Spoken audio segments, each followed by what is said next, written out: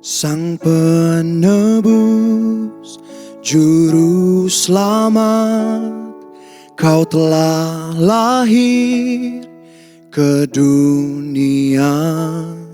Surga bumi menyembahmu, menantikan kedatanganmu. Kemuliaan Kristus Sang Raja, layakkan ku dan urapiku. Kaulah Mesias, Kaulah Mesias. Firman yang hidup telah jadi manusia. Kaulah Mesias, Kaulah Mesias. Bukti terbesar kasih-Mu bagi dunia.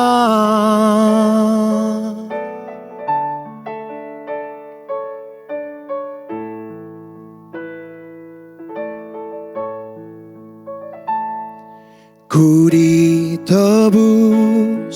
dan ku hidup, ku berjalan dengan kuasa-Mu. Kini aku kan nyatakan dan siapkan kedatangan-Mu. Kemuliaan Kristus Sang Raja, layakkan ku dan urapiku. Kaulah Mesias, Kaulah Mesias. Firman yang hidup telah jadi manusia. Kaulah Mesias, Kaulah Mesias. Bukti terbesar kasih-Mu bagi dunia. Hosana, Hosana. Blessed be the name of the Lord. Blessed be the name of the Lord in the highest place. Hosana, Hosana. Blessed be the name of the Lord. Blessed be the name of the Lord in the highest place. Kaulah Mesias, Kaulah Mesias. Firman yang hidup telah jadi manusia. Kaulah Mesias, Kaulah Mesias. Bukti terbesar kasih-Mu bagi dunia.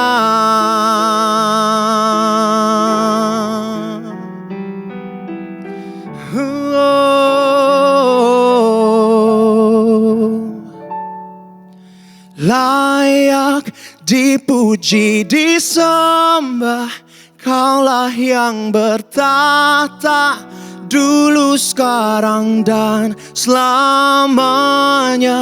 Raja atas segala raja, nama-Mu besar termulia. Layak dipuji, disembah, Kaulah yang bertahta dulu, sekarang, dan selamanya. Raja atas segala raja, nama-Mu besar termulia. Layak dipuji, disembah, Kaulah yang bertahta dulu, sekarang, dan selamanya. Raja atas segala raja, nama-Mu besar termulia. Nama-Mu besar termulia. Nama-Mu besar termulia.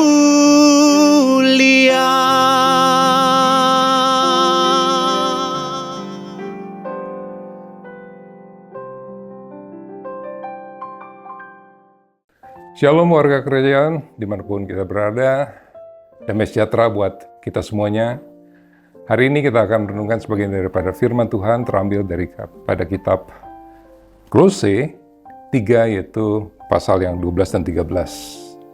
Ya. Sebelumnya mari kita berdoa.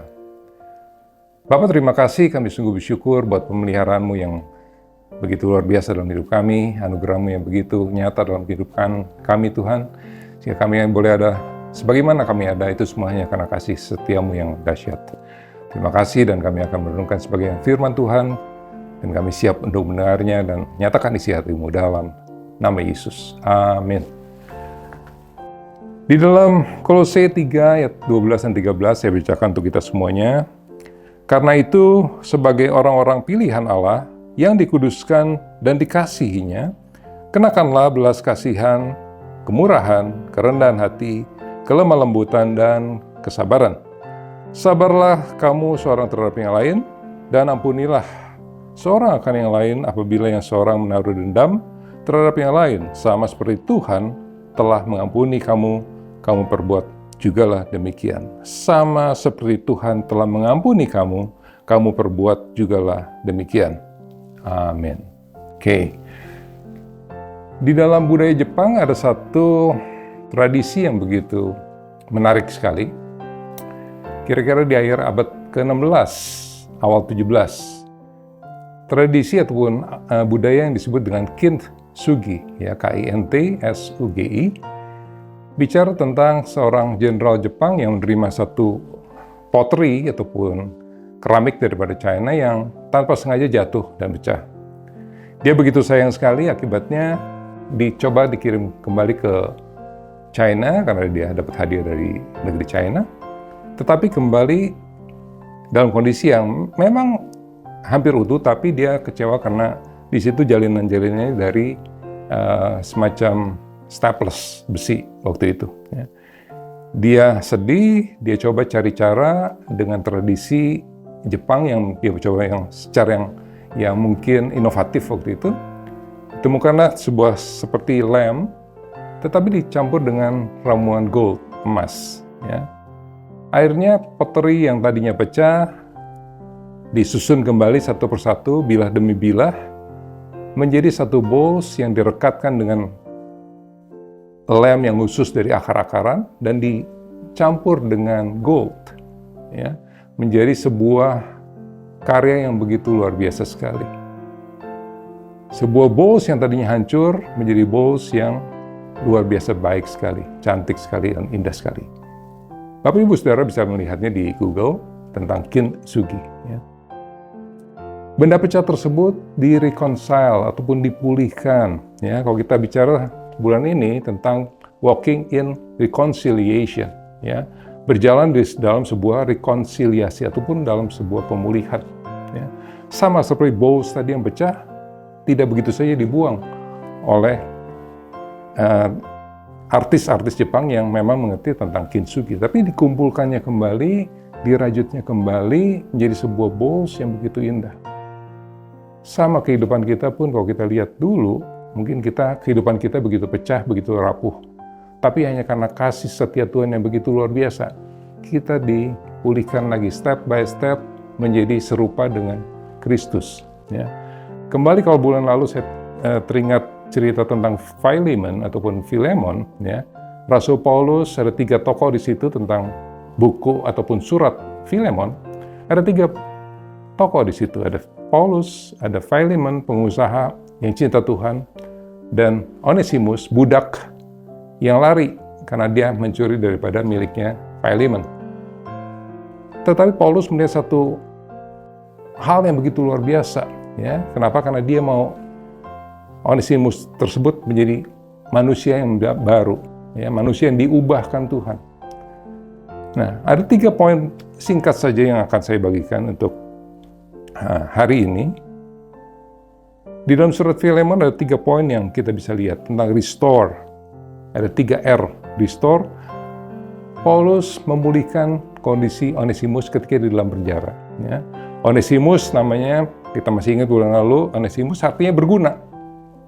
Tetapi satu waktu dia menjadi tidak berguna. Kenapa? Karena dia mencuri. mencuri milik daripada Filemon. Tetapi dengan kesabaran dan sikap yang mau mengampuni daripada Rasul Paulus, Onesimus diubahkan oleh Tuhan. Ya. Singkat cerita dia kembali kepada Philemon. Lalu poin yang kedua bicara tentang restore, bicara tentang reconnecting. Ya. Paulus mengembalikan lagi Onesimus, membawa surat tersebut kepada Filemon untuk sebuah rekonsiliasi. Tapi ada upaya yang begitu luar biasa dari Rasul Paulus tentang reconnection. Ya. Dihubungkan kembali, dia menjadi sebuah bridging, menjadi jembatan. Ya. Kenapa? Karena Philemon itu sahabatnya ataupun sahabatnya yang begitu dekat, beloved friends daripada Paulus. Dia juga co-workers, ya, Philemon co-workers daripada Paulus. Luar biasa sekali. Jadi Paulus mereconnect lagi antara Onesimus dengan Philemon. Yang ketiga, bicara tentang rekonsiliasi tentunya. Karena bulan ini kita bicara tentang berjalan di dalam rekonsiliasi, di dalam pengampunan. Ya. Paulus rindu Philemon mengampuni kembali Onesimus. Ya. Bahkan di dalam ayat yang ke Filemon 1 ayat 17, dikatakan demikian, kalau engkau menganggap aku temanmu seiman, jadi jaminannya Paulus sendiri. Ya. Terimalah Onesimus seperti aku sendiri. Filemon menerima Paulus sebagai rekan sekerja. Paulus mengharapkan Philemon juga menerima Onesimus sebagai teman sendiri, bahkan lebih hebat lagi, saudara sendiri. Ya.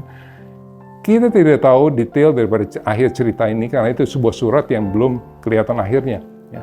Tetapi kalau kita lihat di dalam Google bisa, ya, kebenarannya masih juga harus dipertanyakan. Tetapi kalau kita googling tentang Onesimus, siapa dia meninggal di tahun 95 Masehi terakhir sebagai uskup daripada Efesus.